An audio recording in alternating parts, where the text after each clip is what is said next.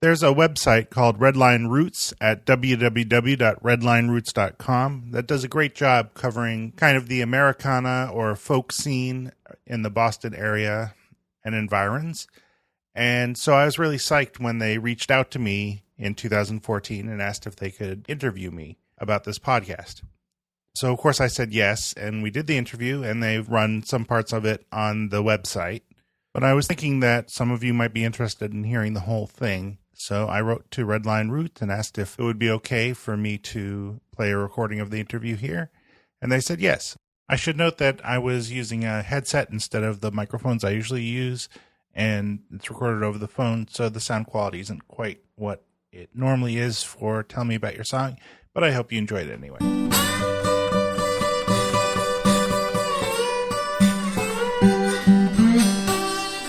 So I guess just to start off, do you want to just talk about what the series is and, you know, how long you've been doing it? Sure. So Tell Me About Your Song is this project where I talk to songwriters and musicians about a song that they wrote.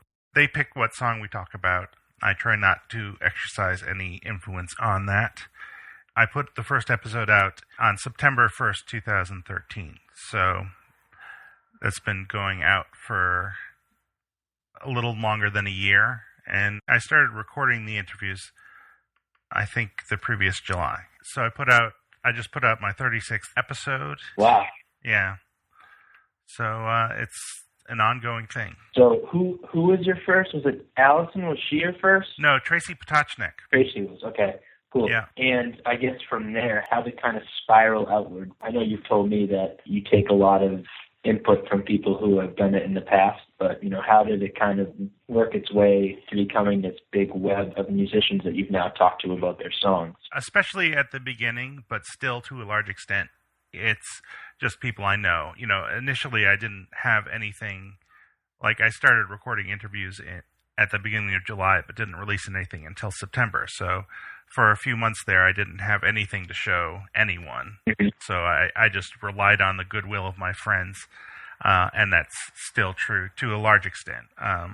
But you know, in some cases, I've gotten recommendations from people. At the end of every interview, I try to remember to ask the person I'm talking to if there's any, you know, well, typically the way I put it is, if this were your podcast, if you were running this, who would you want to talk to? And different people have said different things. Occasionally, like I think Heather Rose said Dolly Parton, which, you know, how great would that be? But I put them on the list, and then every once in a while when I'm running low on things that I've already recorded, I'll send out email to a bunch of people or otherwise try to contact them and just try to explain what I'm doing and put it out there. At this point, I try not to use the word podcast early on because I feel like podcasts are becoming more popular, but there's still a number of people who either have not heard of them or are not sure what they are.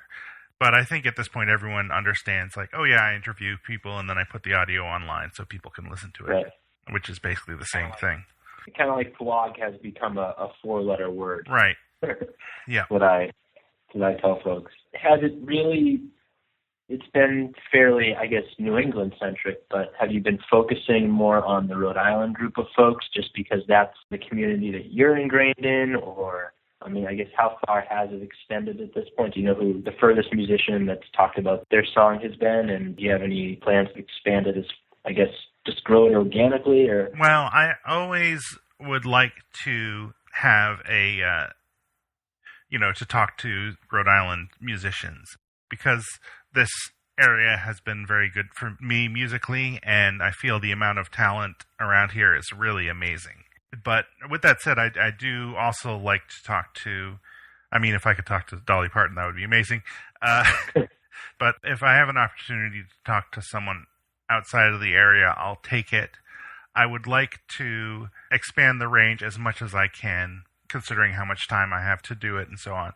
Partly because it would just be cool to talk to a really diverse set of musicians, but also because I feel like if I talk to Actually, someone I talked to fairly early on was this musician, Shelley Siegel, who's from Australia. And we had a Skype interview while she was in L.A. on tour. So where would you like to start with this song, Shelley? I wrote it when I was on a road trip on the west coast of Australia, and I was going to visit the stromatolites. And they're actually the earliest life form on the planet. They lived 3.5 billion Hopefully years one ago. of the results of that is if someone from Australia looks to see what Shelley Siegel's up to and finds this interview and listens to it, then they may also become familiar with, Alison Callery, Becky Chase, Chris Monty, these other local musicians who I think really deserve a wider audience. So that's sort of, that's one way I justify it, I suppose. But yeah, I like to keep it local, partly for the reasons I said. Also, it means that we can meet face-to-face, which I think makes for a better interview generally. Yeah. But I also enjoy talking to folks from other part of the country and other part of the world as well. So that being said, how does the process typically work? Do you meet up for coffee and record the interview, or do they? Occasionally someone will write to me, but most commonly I contact them and I send them a link to this page I've put at tellmeaboutyoursong.com/about.html, which sort of lays out what I'm trying to do and links to some interviews and things. And if they express any interest, then we try to set up a date. And, if we're doing it in person, most of the time they come to my apartment. Occasionally I go to them. I record it on a laptop, so I'm pretty portable. And, usually it's pretty much just focused on the interview. Like, if they show up here, I've got the recording already set up, and occasionally maybe we'll go to dinner afterward or something. But it's pretty much focused on the interview, and then I pack up and go home, or they pack up and leave. It seems like, obviously, you run into all different sorts. I listen to Will's and Ian's interviews, and the way that they get into the references buried within their songs. Like Ian he just has a way of writing that's so, here's this movie, this silent movie that I referenced, or I referenced the way that this statue, or in the back of the museum where they used to keep the brooms. For fans of random history, there's a perfect little room. He gets very deep with the way he makes references within his songs. And the star of radio, and a dozen other people, but nobody seems to know. Like President Buchanan. A couple of lines after the reference to Bleeding Kansas, it says, "You could be my best girl, all my secrets I could tell." My Best Girl is the title of a Mary Pickford film from 1927. And there's another reference a few lines later, All the Coquettes' Kisses. Coquettes is another title of a Mary Pickford film. So I wanted to, without alluding to plot of any of her films too heavily, I wanted to sort of work those in. These are romantic films, I imagine. Yes. My Best Girl in particular tells the tale of a stock girl who... Do you find that you have focused a lot on people like that, or it has been kind of all over the board where someone just says, oh, this song is about a breakup, this is what I was feeling at the time, all the way to the other end of the spectrum, which is the Ians and the Will Houlihan kind of folks? It's kind of a range. Uh-huh. The interview that I just put out, which is an interview with Amy Herrera, who's from Central Massachusetts, and that one it's a dense song, but a lot of it is related to her upbringing and her life experiences, and it's about a number of things. But so it's not as kind of elusive to other things as the song that I talked to Ian was. And I definitely, I talked to someone else about a song that they wrote actually in high school when they were going through a breakup. But then I do get a song like Ian's, which is very elusive, ALLUSIVE, in terms of references to presidential history and silent movies and, right. And the Bible and who knows. Or Alec K. Redfern, that's an interview I did recently, and that song, it has all these allusions to different things, and then also the music itself is inspired by minimalist music and this Joe Meek recording and all these things. And so it can go all kinds of different ways. What my goal is, I want the songwriter to basically be able to say what they want to say about the song. And in some cases, people will pretty much just do that. Occasionally I'll talk to someone and they just start talking.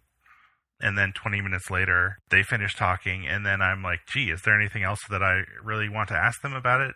And other times people need to be coaxed along a bit more. Sometimes people are very nervous in talking to me, which for some reason I didn't really expect when I started the project, but it makes total sense. I mean, it's a strange thing that I'm asking them to do.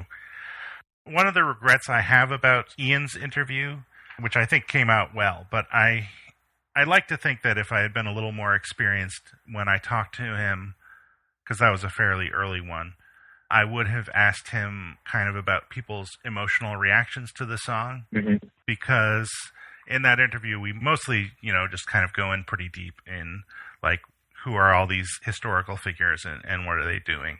But a friend of mine was telling me about how when he was listening to that interview and listening to that song, he actually started crying, which I think is not unreasonable, because there is like this feeling of lost love, and there's kind of a strange, perverse romanticism to it. And I think that would have been interesting to talk about. But you do it more and you get more experience, and hopefully you learn a few things, I guess. Right.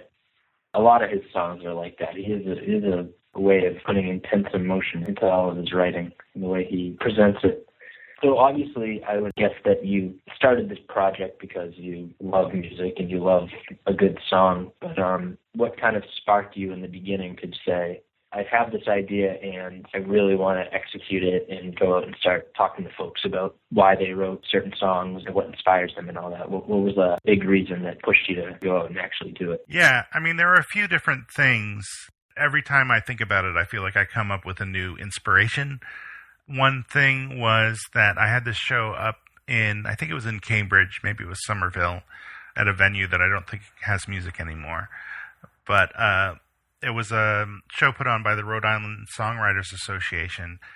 And after the show, I was talking to one of the other musicians, Heather Rose, actually, and we got to talking about songwriting. And it was just so fun to talk to someone, another creative person about creativity that they were excited about and that I was excited about. It was just like incredibly enjoyable. And so I was like, wow, why don't I do this more often? And then I was listening to Fresh Air with Terry Gross shortly after Ray Manzarek died, the keyboard player for The Doors. And they played an interview with him, and those interviews are always interesting. But then there was a segment of it where they took Ray Manzarek and put him in front of a piano and recorded him talking about Light My Fire for like 15 minutes. And it was really interesting. Like, I had not necessarily thought a great deal about that song.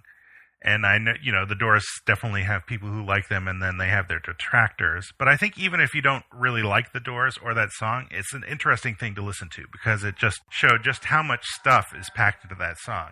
I think one thing you definitely take away from that is that they really took kind of the throw in everything but the kitchen sink approach to that song, because there's like this little Baroque part, and then he's like, oh, and then we wanted to put in a free jazz thing. And so we've got verse, chorus, and then it's time for solo. So anyway, the verse goes, time to hit and do that. You know how that goes. You've heard it a million times. And then into the chorus, come on, baby, light my fire. So it's time then for some solos. We've done a verse, chorus. Now what do? We got to play some solos. We got to stretch out. Here's where John Coltrane comes in. Here's where the Doors' jazz background. John's a jazz drummer. I'm a jazz piano player. Robbie's a flamenco guitar player. And we all said, we're in A minor. Let's see, what do we do? Da, da, da, da, da. It ends up on an E. So how about My Favorite Things, John Coltrane. It's My Favorite Things, except Coltrane's doing it in D minor. Ray Manzarek has probably told that story or something like it, a million times. So he had it right at his fingertips. But nonetheless, that made me think, if I could talk to someone about a specific song, then maybe that would be a really cool thing. And I've listened to a ton of podcasts, and there are a couple. Well, one in particular is this podcast called The Memory Palace, which has nothing to do with music generally. It's just this guy, Nate DeMeo, talking about usually these little historical things that happen. This kind of historical event that is kind of small and trivial in a way, but also kind of interesting and says something about the human condition. And it's this short, like really tightly edited thing. It's like 10 minutes long, and he puts them out about once a month. This is The Memory Palace. I'm Nate DeMeo. There was a mysterious knock that kept men in vast mansions up in the dead of night. Disturbed by this sound that defied explanation and bedeviled scientists. And so a man named Thomas Midgley, who looked like a man named Thomas Midgley, kind-eyed, balding, round-faced, round glasses, was put on the case. And I'll tell you right up front that he cracks it. For the case of the mysterious knock has a solution. Thomas Midgley will follow a series of clues and draw a conclusion, and it will be the correct one. And he'll strip out any of the red herrings and false leads he may have stumbled on during his investigation. Because that part of the story, the mystery, that is the part that is knowable, with a straightforward chain of cause and effect. And you'll forgive me if I cling to that little bit of comfort. Anyway, to the beginning.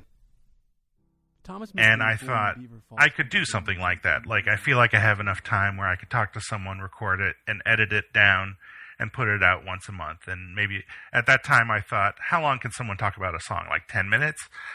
That turned out to be completely wrong. But I was like, but if I put out these short little episodes once a month, then why wouldn't you listen to it? And so those were, I feel like, the main things that led to me starting the podcast. So how was the response then? Have you gotten a pretty good response from the local Rhode Island community, I would imagine? So, but outside of that, how have people been telling you they listen to it? Do they like it? I mean, for me, it's, as a songwriter, it's so cool to hear not just people that I know and play shows with, but also other folks that I may not know, but after listening to you talk with them about their song, it's like, oh yeah, I really want to go listen to this person's music now. Have you gotten a similar response from other artists and songwriters? Well, it's kind of interesting, and I don't know if this mirrors your own experience with Redline. I put the podcast out there, and I can see statistics of how many people have downloaded episodes and things, but I tend not to get a lot of direct feedback. You know, people aren't sending me a lot of email about it or something. I have some friends who I know listen to it and who will talk to me about it, and I've gotten some suggestions from them, which I generally, I take seriously and try to kind of implement. But I'm not even sure how many of the people who have been on the show necessarily listen to it. It may be that many of them do, but I just I'm not sure. So that's kind of been a thing that I've tried not to let me drive too crazy, that I just am putting this thing out. I can see that people are listening to it. I don't really have any idea of who they are or why they're listening to it. Right. And I guess I kind of obsess about it, but I try not to think about it too much.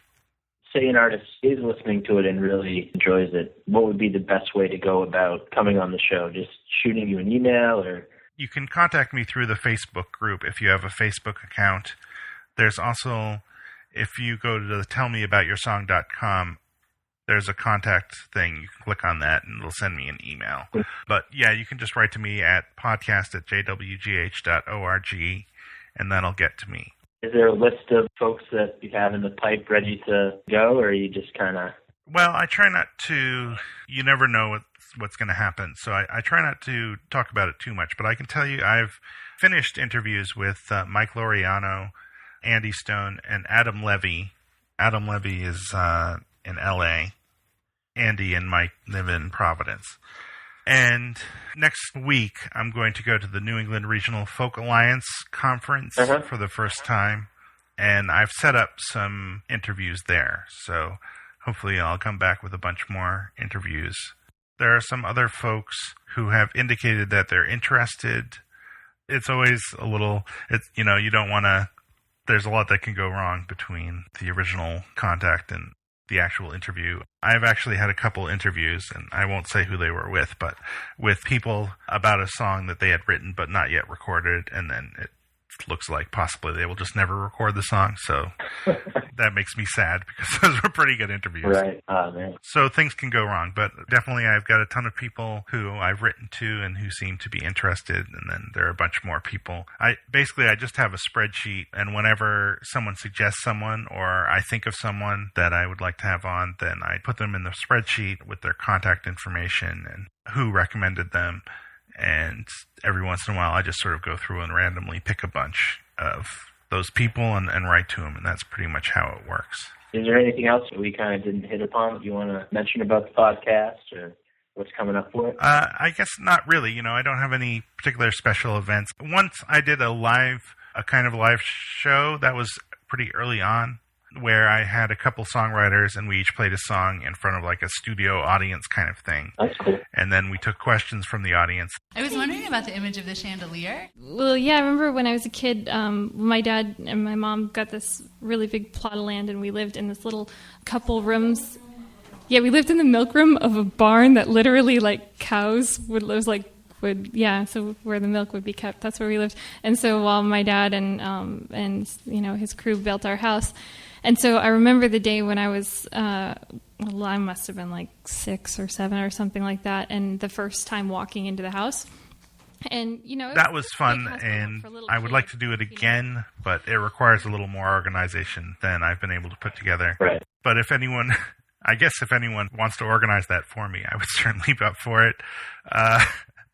And I'd put it out on the podcast, and it would be fun. But yeah, I try to put it out an episode every 2 weeks, and if it sounds like something that you might be interested in, the episodes are usually 20 to 30 minutes long. Sometimes they're a little shorter, sometimes they're a little longer.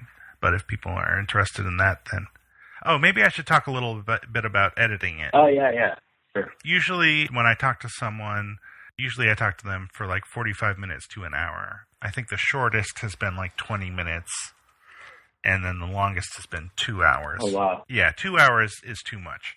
I will just say that up front. I mean, I'm happy to do it, but I definitely start getting a little antsy after an hour and a half. 2 hours, about a 2.5-minute song is a bit much. Right. So I record that on my Mac. I used to use a portable digital recorder, but I wasn't happy with the sound quality. And I put it into GarageBand, and then I go through it a bunch of times. I think that the way I do it is probably a little crazy, but I haven't come up with a better way yet that suits my control freakish ways. So the first run through, I basically take notes on what it is. I take notes and I put time codes. So, from 1 minute 30 to 2:50, we talked about this. Then I go through and take that script and create another document where I decide what order I want to put in things. Because in the original interview, maybe the same topic has been talked about a few times from a few different angles, and so I pick one of those. And the interviews tend to be kind of free-ranging, so the order that we talked about things may not necessarily make the most sense to the listener. So I sort of figure out which parts I want to use and what order I want to use them in. Then I go into GarageBand and I edit those parts together, and I do things also at that time, like remove, lip smacks and things like that. Then I go through again and I do volume adjustments. If there's particular parts that are too quiet, then I'll do that that's sort of like mastering, done by someone who doesn't really understand how mastering works. I think that's how I would describe that part of the process. Right. And then I go through again, and there's a thing that you can do in the version of GarageBand I'm using. They got rid of it in a later version, but you can put in chapters, which in some podcast players, you can skip between chapters easily. So, if you want to find a particular place in the podcast, that lets you do that. So then I go through and I put in the chapter markers. And then I go through one final time and make notes of anything that I want to link to in the show notes or things like that. So I listen to the whole thing, 4 or 5 times before I finally release it. And then I upload it. The way I do it these days is I upload the thing to Libsyn and schedule the release, and then I post the show notes on Tumblr, TUMBLR. I think I could probably just do everything in Libsyn, but I kind of like what Tumblr lets me do, so that's the way that I've done it. And then it goes out. And that's pretty much how I put an episode out. Pretty intensive. Yeah, it's a lot of work, but the nice thing about it is that I find it all kind of enjoyable and interesting in a different way, you know. Talking to the musician is great. Listening to the interview is also great. Editing it is kind of fun. I guess putting in the chapters is a little bit tedious, but it's all pretty fun to me. So, I mean, I guess I wouldn't do it if it wasn't. So I'm happy that I've ended up with this. But I do understand now why the majority of podcasts out there are just two people talking and it doesn't get edited at all. Well, cool. Anything else that you wanted to mention? And I think that covers everything I wanted to say. Awesome. You know, if you have any questions. I don't think I really got much else. Thank you for doing this. I think it's really cool. I really enjoyed listening to a lot of the episodes. It's a really cool thing to hear from a songwriter's standpoint of what other people think about when they go forward and write a song. Well, thanks. I appreciate it, you know, and I appreciate what you do as well. It's nice to see. I mean, it seems like you and I have kind of similar tastes in local music, right. And it's great to see you giving recognition to, like, some of these talented folks that are around. Thanks a lot, Jacob. I appreciate you taking the time. Yeah, I appreciate you too. Thanks a lot. All right. Have a good one. You too. Bye. But that yarn was just lion's brand.